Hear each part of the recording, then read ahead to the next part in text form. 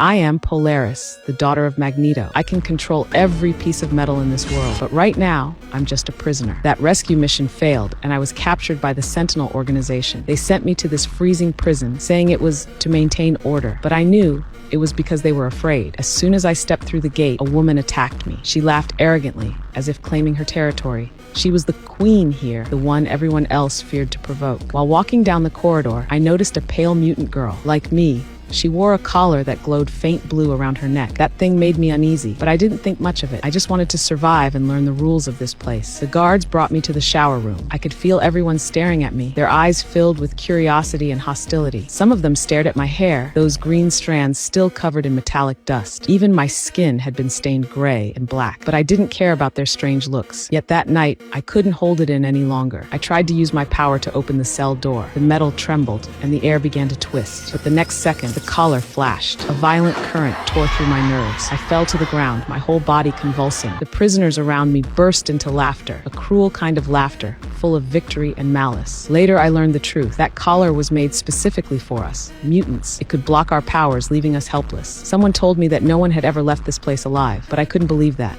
I was pregnant. I had to get out. The next day, I found that pale girl again in the cafeteria. Her name was Linda. I wanted to talk to her about escaping, thinking she, as a mutant, would understand.